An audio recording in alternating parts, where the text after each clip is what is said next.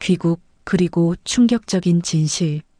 김재윤은 인천공항 입국장을 빠져나오며 깊은 숨을 들이마셨습니다. 2주간의 유럽 여행이었습니다. 30년 형사 생활 동안 한 번도 누리지 못했던 여유였습니다. 경찰 동기들과 함께한 시간은 꿈만 같았습니다. 김 형사, 평생 범인 잡느라 고생했는데 이번 여행은 어땠어? 말할 것도 없지. 친구들과 함께라 더 좋았어. 하지만 귀국하는 내내 아내 순이가 걱정됐습니다. 결혼 35년 만에 처음으로 이렇게 오래 떨어져 있었습니다. 여보, 혼자서도 잘 지낼 수 있으니 걱정 말고 다녀와요. 출발 전날 순이는 웃으며 말했습니다. 하지만 재윤은 불안했습니다. 65세 아내가 혼자 지내는 게 걱정됐습니다. 수화물을 찾은 후 휴대폰을 켰습니다. 아들 동현에게 먼저 연락해야겠다는 생각이 들었습니다. 동현아, 아버지 방금 도착했다. 어머니 잘 계시지? 전화 너머로 들려오는 동현의 목소리가 무거웠습니다. 아버지, 집에 오시면 말씀드릴게요. 가슴 한구석이 불안하게 조였습니다. 무슨 일이야? 어머니 괜찮으시지? 택시 타고 오세요. 집에서 뵙겠습니다. 재윤은 30년 형사 본능으로 뭔가 잘못됐다는 것을 느꼈습니다. 서둘러 택시를 잡아탔습니다. 송파구 아파트에 도착했을 때는 저녁 무렵이었습니다. 현관문이 열리자 며느리 미란이 나왔습니다. 아버님 오셨네요. 밥 드셨어요? 평소에도 따뜻하지 않았지만 오늘은 더 차갑게 느껴졌습니다. 아니, 비행기에서 먹었어. 동현이는? 안에 있어요. 들어오세요. 거실로 들어서자 동현이 소파에 앉아 있었습니다. 얼굴이 어둡고 지쳐 보였습니다. 동현아, 무슨 일이냐? 어머니는 어디 계시니? 동현이 무거운 한숨을 내쉬더니 고개를 들었습니다. 아버지, 앉으세요. 할 말이 있어요. 소파에 앉자 동현이 무거운 표정으로 말을 꺼냈습니다. 아버지, 어머니가 요양원에 계세요. 순간 귀를 의심했습니다. 뭐라고? 요양원에? 2주 전만 해도 멀쩡하셨는데 무슨 소리야? 동현의 대답이 날벼락 같았습니다. 갑자기 치매 증상이 심해지셔서요. 아버지 없는 사이에 위험한 행동을 많이 하셨어요. 가스레인지 켜놓고 나가시고 길을 잃어버리시고 말문이 막혔습니다. 35년을 함께 산 아내가 갑자기 치매에 걸렸다니 2주 만에 이런 일이 일어났다는 게 믿기지 않았습니다. 그럴 리가 없어. 내가 떠나기 전날만 해도 장 보고 은행 일도 보고 다 멀쩡하셨는데 그때 미란이 거실로 들어왔습니다. 무표정한 얼굴로 커피를 내려놓더니 말했습니다. 아버님, 치매가 그렇죠. 갑자기 악화될 수도 있어요. 재윤은 미란을 쳐다봤습니다. 뭔가 이상했습니다. 어느 요양원이야? 지금 당장 가봐야겠다. 동현이 당황한 표정으로 말했습니다. 아버지, 지금은 면회 시간이 지났어요. 내일 아침에 제가 모시고 갈게요. 말도 안 돼. 내 아내가 갑자기 요양원에 있다는데 왜 지금 못 가? 당장 주소나 알려줘. 결국 동현이 차를 몰고 용인에 있는 요양원으로 향했습니다. 1시간쯤 달렸습니다. 요양원에 도착했을 때는 밤 10시가 넘었습니다. 정문은 닫혀 있었고 경비원이 나와 면회 시간이 끝났다고 했습니다. 제 아내가 여기 있는데 꼭 봐야 합니다. 해외여행 다녀와서 방금 알았어요. 규정상 어렵습니다. 내일 오전 10시부터 면회 가능하세요. 화가 치밀었지만 소란을 피우는 건 아내에게도 좋지 않을 것 같았습니다. 집으로 돌아가는 차 안에서 재윤은 동현을 쳐다봤습니다. 동현아, 솔직히 말해라. 진짜 치매에 걸린 거야? 동현의 손이 핸들을 꽉 움켜쥐었습니다. 아버지, 무슨 말씀이세요? 저도 이런 상황이 너무 힘들어요. 집에 도착해 안방으로 들어갔습니다. 방은 너무 깨끗했습니다. 오히려 이상할 정도로 마치 누군가 급하게 치운 것처럼 순이의 화장대를 살폈습니다. 평소 쓰던 화장품 몇 개가 없었습니다. 옷장도 일부 비어 있었습니다. 재윤은 침대에 앉아 머리를 감쌌습니다. 30년 형사 본능이 소리쳤습니다. 뭔가 크게 잘못됐다고. 요양원에서의 재회와 진실. 다음 날 아침 재윤은 새벽 5시에 일어났습니다. 더 이상 기다릴 수 없었습니다. 동현이 일어나기 전에 조용히 집을 나섰습니다. 택시를 잡아 타고 요양원 주소를 말했습니다. 아직 면회 시간이 안 됐을 텐데요. 괜찮습니다. 제 아내가 거기 있거든요. 꼭 봐야 해서요. 1시간쯤 지나 요양원에 도착했습니다. 이른 아침이라 정문은 닫혀 있었지만 청소부로 보이는 여성이 쓰레기 봉투를 들고 나오는 것이 보였습니다. 죄송합니다만 잠시 도움을 받을 수 있을까요? 제 아내가 여기 있는데 꼭 봐야 해서요. 그녀는 잠시 망설이더니 고개를 끄덕였습니다. 면회 시간은 10시부터인데 그래도 잠깐만요. 들어오세요. 재윤은 감사 인사를 전하고 안으로 들어갔습니다. 2층 203호실을 찾았습니다. 방은 비어 있었습니다. 김순희님은 아마 식당에 계실 거예요. 직원의 안내를 받아 식당으로 갔습니다. 큰 홀에 여러 노인들이 아침 식사를 하고 있었습니다. 창가에 앉아 있는 순이를 발견했습니다. 그녀는 창밖을 멍하니 바라보고 있었습니다. 재윤은 천천히 다가가 어깨에 손을 얹었습니다. 여보, 나야. 괜찮아?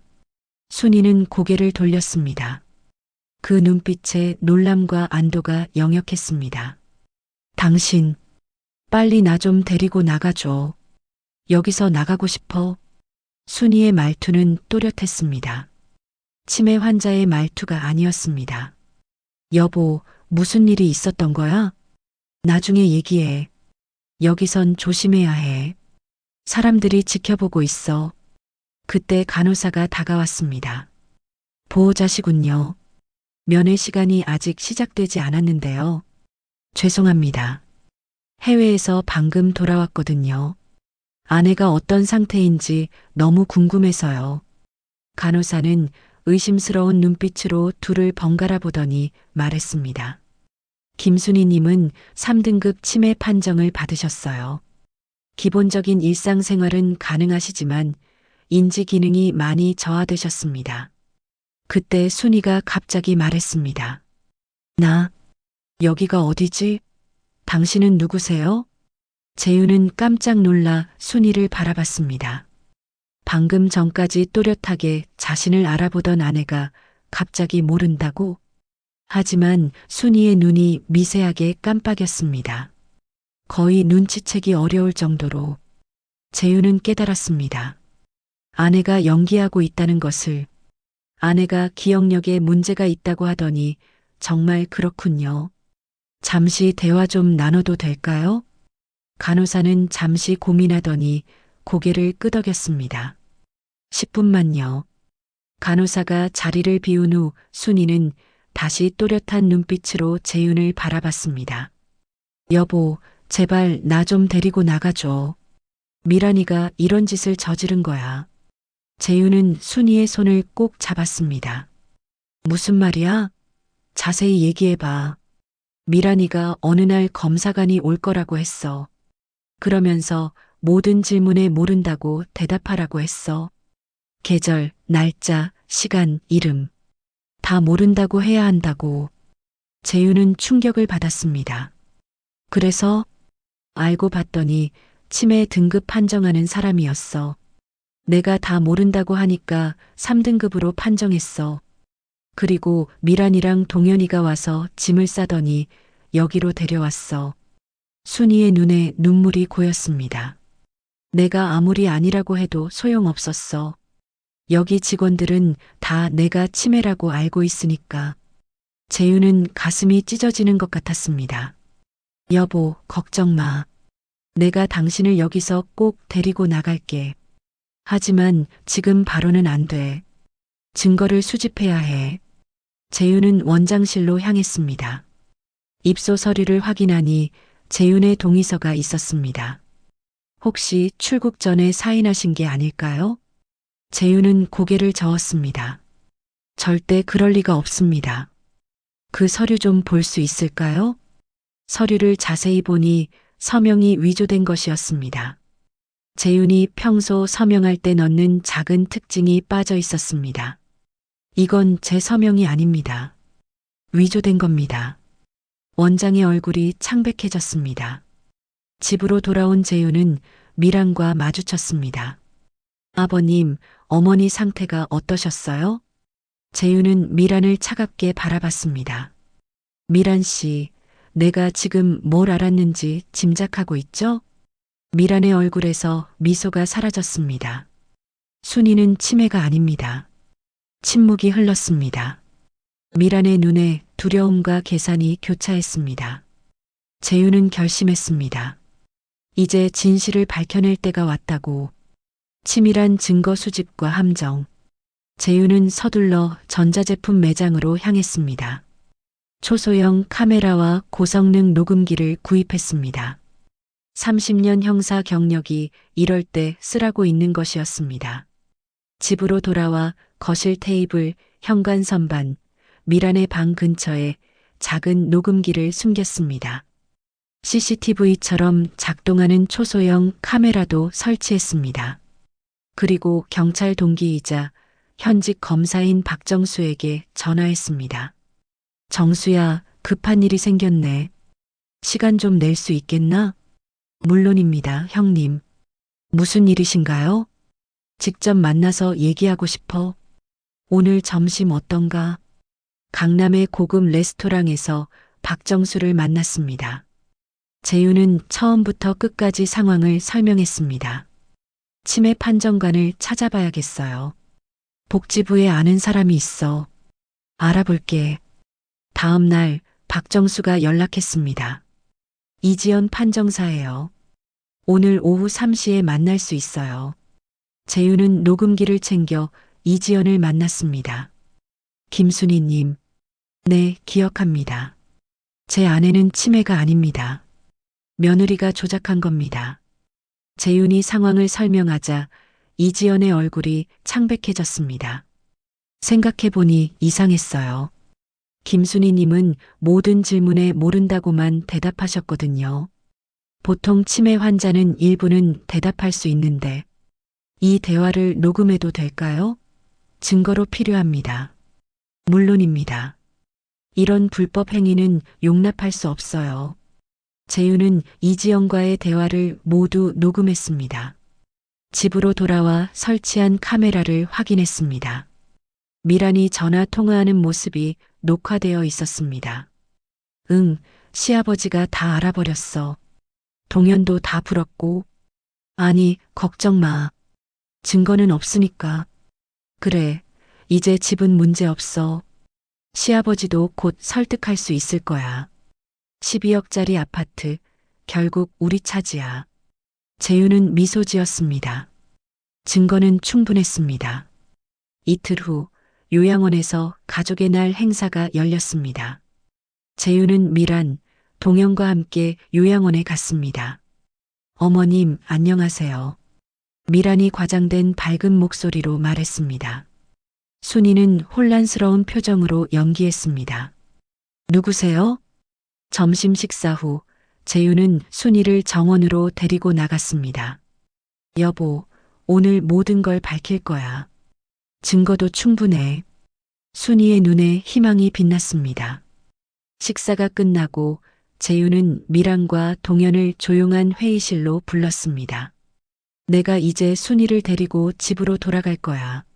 미란의 얼굴이 굳었습니다. 무슨 말씀이세요? 어머님은 치매잖아요. 재윤은 녹음기를 꺼내 재생 버튼을 눌렀습니다. 이지연의 목소리가 흘러나왔습니다. 김순희님은 모든 질문에 모른다고만 대답하셨어요. 박미란 씨가 검사를 의뢰했고 서명은 위조된 것으로 보입니다. 미란의 얼굴이 창백해졌습니다. 재윤은 또 다른 녹음을 재생했습니다. 시어머니 드디어 치워버렸어. 치매 판정관 왔을 때 모른다고 대답하라고 했더니 완벽하게 속아 넘어갔어. 미란은 할 말을 잃었습니다.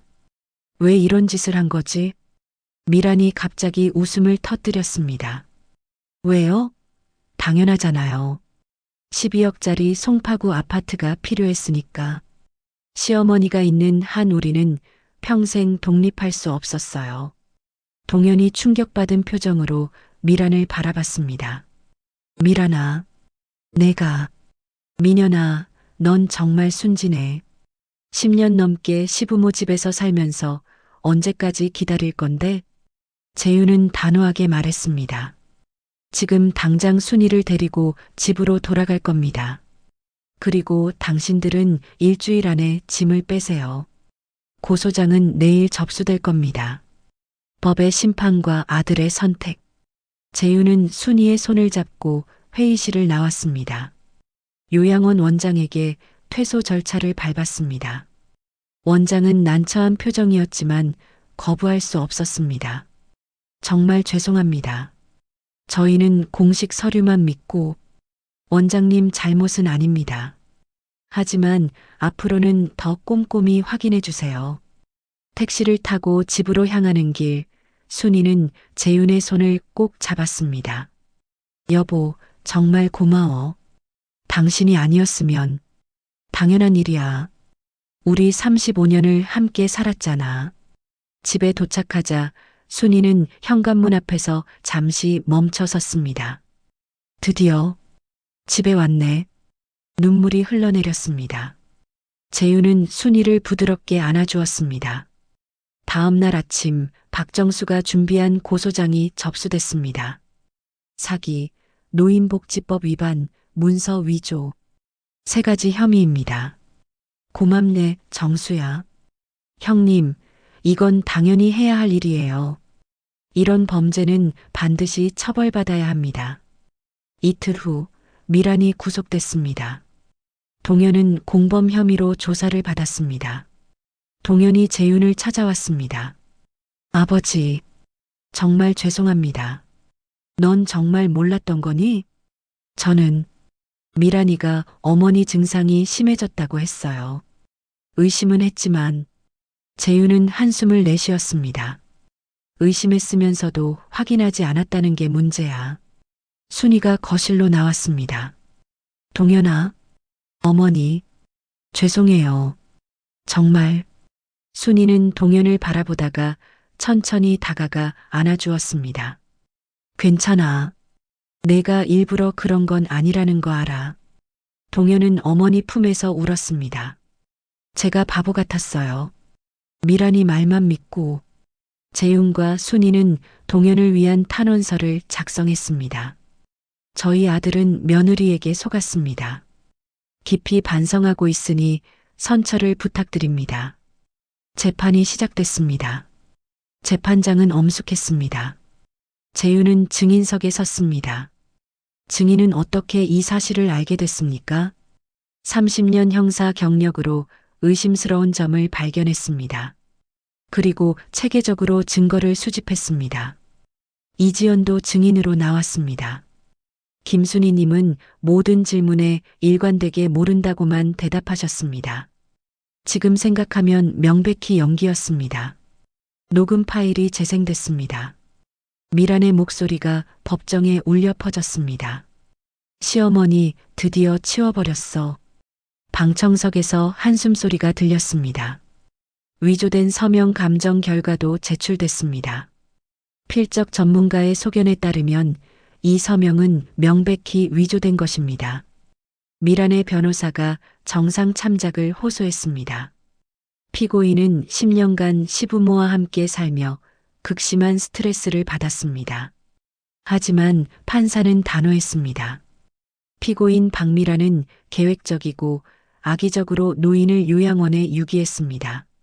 이는 노인학대이자 중대한 범죄입니다. 징역 2년을 선고합니다. 미라는 법정에서 오열했습니다. 하지만 재윤은 아무 감정도 느끼지 않았습니다. 동현의 재판은 별도로 진행됐습니다. 피고인 김동현은 집행유예 1년을 선고합니다. 부모님의 탄원서와 깊은 반성을 참작했습니다. 재판이 끝나고 동현이 재윤과 순이를 찾아왔습니다. 아버지, 어머니, 평생 죄송하게 살겠습니다. 순이가 동현의 손을 잡았습니다. 동현아, 이제 새로 시작하자. 넌 우리 아들이야. 동현은 눈물을 흘렸습니다. 미란이랑 이혼하기로 했어요. 그리고 원룸 얻어서 독립할게요. 그래, 스스로 일어서는 거야. 아버지가 도와줄게. 미란의 부모가 찾아와 합의금 5천만 원을 지급했습니다. 정말 죄송합니다. 저희 딸이 큰 잘못을 저질렀습니다. 순이는 그 돈을 받으며 생각했습니다. 이 돈을 어떻게 쓰면 좋을까요? 재윤이 대답했습니다.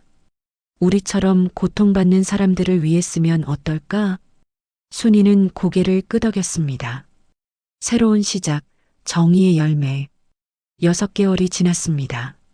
초여름 따뜻한 햇살이 창문을 통해 거실을 가득 채우고 있었습니다.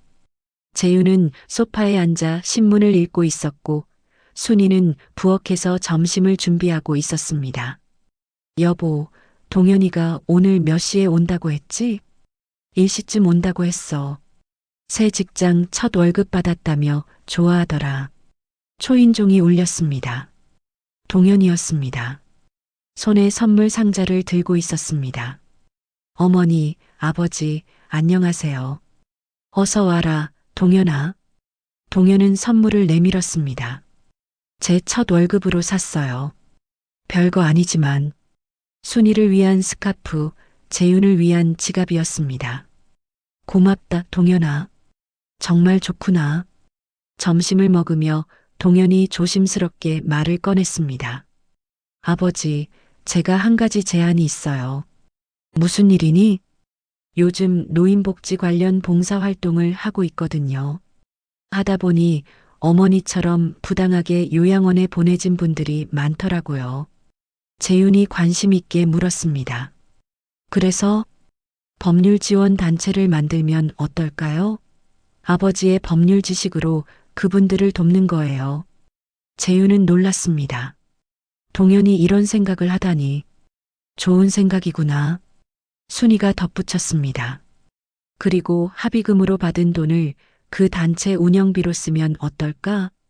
내가 경험한 아픔이 다른 분들에게 도움이 된다면. 재윤은 감동했습니다. 며칠 후 실버정의센터가 문을 열었습니다. 작지만 깨끗한 사무실이었습니다. 재윤은 자문위원으로, 박정수는 법률 고문으로, 순이는 상담 책임자로, 동현은 운영 담당자로 각자의 역할을 맡았습니다. 첫 상담이 들어왔어요. 동현이 보고했습니다. 70대 할머니인데 자녀들이 강제로 요양원에 보냈대요. 우리가 도와드리자. 재윤은 다시 형사처럼 움직였습니다. 증거를 수집하고 진실을 밝혔습니다. 1달, 2달, 3달이 지났습니다. 센터는 10건의 사건을 해결했습니다. 언론에서도 주목하기 시작했습니다. 전직 형사가 만든 노인 인권 지킴이, 신문 일면에 재윤과 순이의 사진이 실렸습니다. 어느 날 동현이 말했습니다. 아버지, 미란을 만나고 왔어요. 어땠니? 많이 변했어요.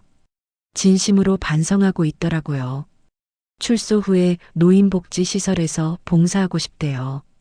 재윤은 고개를 끄덕였습니다. 사람은 변할 수 있지. 기회를 줘야지. 저녁 재윤과 순이는 베란다에 앉아 별을 바라봤습니다. 여보, 행복해? 순이가 물었습니다. 정말 행복해. 우리가 함께 있으니까. 재윤은 순이의 손을 꼭 잡았습니다. 당신 덕분이야. 당신이 포기하지 않았으니까. 아니야, 당신이 나를 구해줬잖아. 둘은 서로를 바라보며 미소 지었습니다. 분노와 복수로 시작한 여정이 이제는 치유와 나눔의 길이 됐습니다. 정의는 실현됐고 잘못은 바로잡혔습니다. 그리고 무엇보다 재윤과 순이는 이 실현을 통해 더 강해졌습니다. 어느 날 센터에 새로운 방문객이 찾아왔습니다. 80대로 보이는 할머니였습니다. 떨리는 목소리로 말했습니다. 도와주세요.